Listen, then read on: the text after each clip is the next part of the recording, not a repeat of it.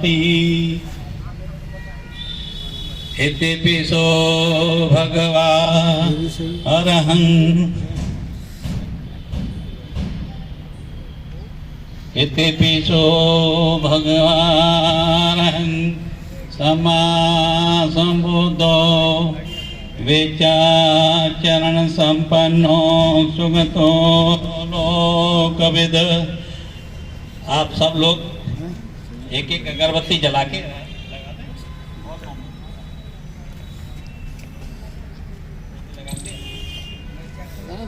तेन दीपेन तमदन्तिना त्रिलोकदीपं सम्बुद्धं पूजयामि तमोनदन् वर्णगन् गुणोपेतं एतं कुसुमसम्पन्ति पूजयामि मुनिन्दस्य श्रीपादसरोवरे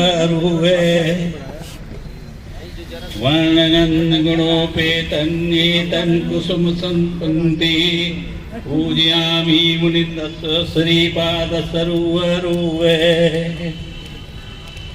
पूजे विभूतं कुसुमेन नयनं पुण्येन मे तेन च लवावमोक्षं पुष्पं मिलायाते थायदं मे कायो तथा यथा विनाशभावं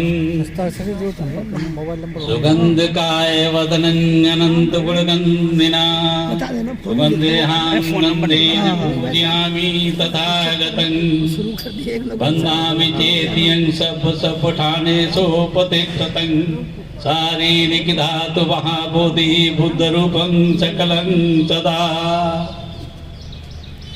यस्य मूले निसिन्नो विषपार विजिङ्गका पत्तो सभयुतं सत्था वन्दे तं बोधिपादुकम् इमे ते महाबोधि लोकनाथेन पूजिता अहं पिते नमस्यामि बोधिराजा नमस्तुते बोधिराजा नमस्तुते बोधिराजा नमस्तुते। साथ साथ साथ पढ़ना चाहा समाज से पिछली सोच का भार। भारत की पहली महिला शिक्षा जो है कहलाती, कन्याओं की शिक्षा के लिए समाज से भी लड़ जाती, ऐसी महान शिक्षा की देवी सावित्रीबाई फूले को मेरा सत सत नमन। Hello everyone, my name is Diksha and I am excited to be here today to talk about Savitribai Phule। पढ़ तो इतिहास के पन्नों को पलटकर किसने शिक्षा की ज्योत जलाई थी। स्त्रियों वंचित को सबसे पहले शिक्षा का अधिकार दिलाया था। लोहा लिया था उसने मनुवादियों से, पाखंड और अंधविश्वास का नामो निशान मिटाया था। शिक्षा की वह देवी थी जिसने अकेले ही क्रांति लाया था।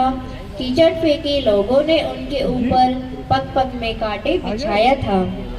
वह थी ऐसी वीरांगना जिसने डटकर मुकाबला कर विरोध को जताया था।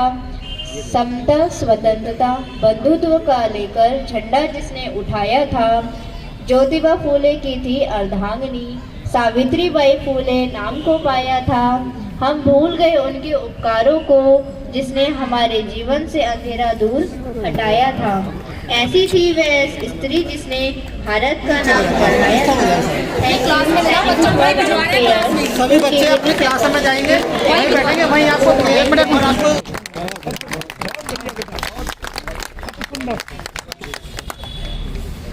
इतने अच्छे अच्छे बच्चे हमारे बीच में हैं और इनसे हमको क्या सभी को मोटिवेशन मिलता है। ये बच्चे वास्तव में कर्णधार हैं और जितना हमारे बारे में, हमारे पूर्वजों के बारे में इतना जान गए हैं ये, तो आगे इस तरह से ही ये हमारे पूर्वजों का, हमारे समाज का नाम रोशन करते रहेंगे और साथ साथ देश का। अब इसके बाद मैं देखिए एक नाम हमारे बीच में भावना सैनी जी हैं, आज भूमबानीपुर से। बहुत ओजस्वी भाषण वो देती हैं, पिछले साल भी दिया था और उनको सुनने का मन मेरा होता है। तो मैं भावना सैनी को आमंत्रित कर रहा हूँ कि वो आए। इस बच्ची के बारे में बता दूं, ये वैसे सिविल सर्विस की तैयारी भी कर रहे हैं। बहुत होनहार बच्चे, बहुत होनहार बच्चे हैं।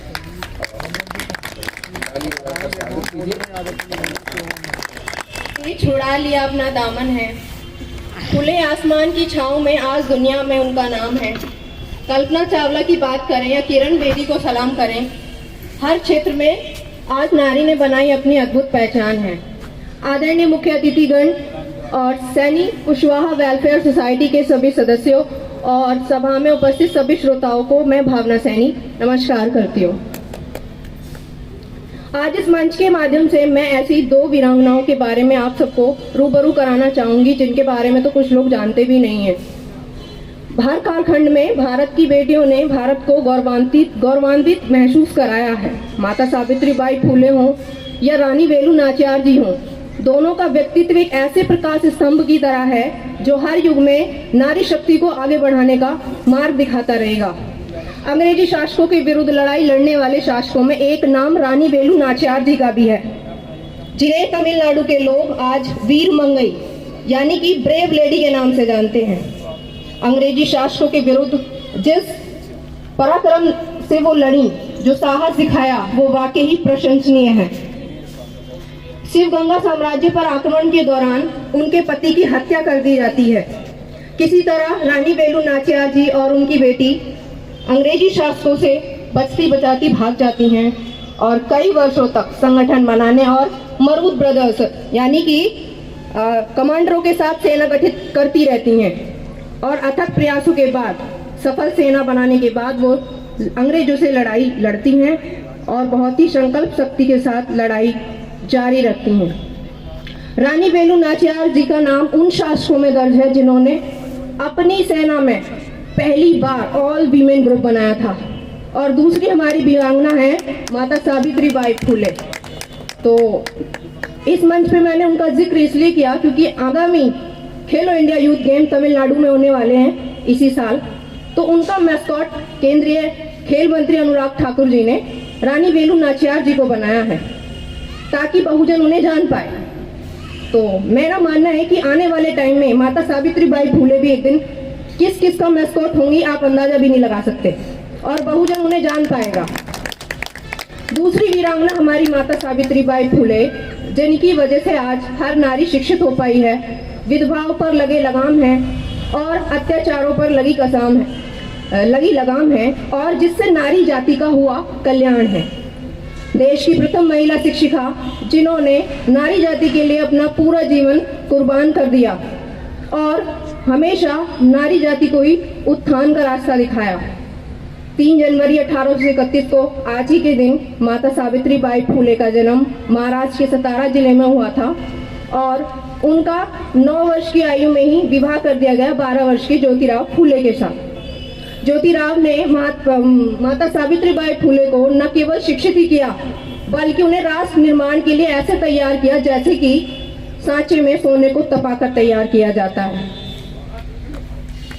माता सावित्रीबाई फुले और उनके पति ज्योतिराव फुले ने 1848 में पहला विद्यालय खोला और इसी तरह धीरे धीरे ही उन्होंने 18 विद्यालय स्थापित कर दिए। कहते हैं कि जब माता सावित्रीबाई फुले शिक्षिकाओं को पढ़ाने के लिए विद्यालय जाती थीं तो लोग उन पर कीचड़, कंकड़, पत्थर और न जाने क्या क्या फेंकते थे, परंतु माता सावित्रीबाई फुले ने हार नहीं मानी। वो एक्स्ट्रा साड़ी अपने बैग में रख के ले जाती थी और स्कूल जाके बदल लेती थी क्योंकि उनके दृढ़ संकल्प की तो बात ही निराली थी। और कहते भी है कि नारी अगर कुछ करने की ठान ले तो पर्वत भी झुक जाते हैं, साहिल देखते रह जाते हैं, नदियां रास्ता बना देती हैं और प्रकृति मुस्कुराती है क्योंकि उसके जज्बे को देख तो आसमान के तारे भी खुशी मनाते हैं। माता सावित्रीबाई फुले स्त्री समाज का एक ऐसा उदाहरण है जिन्होंने पुरुष समाज को हिलाकर रख दिया। बेकार लगामों को निकालकर समानता की एक ऐसी छवि प्रस्तुत की जिससे नारी को मान सम्मान ही नहीं मिला बल्कि उसे अपने अधिकारों और लड़ाइयों के विरुद्ध आवाज उठाने की नई राह मिली। नारी क्या है? आप लोग ही बताइए मुझे, नारी क्या है? एक खिलता हुआ गुलाब या पराधीनता की बेड़ियों में जकड़ा हुआ गुलजार, ख्वाहिशों का सूरज या ढलती शाम की प्यारी सी मुस्कान। क्या है नारी? सुख दुख का दर्पण या अपने सपनों को रौंद कर देती आपके सपनों का नया आसमान।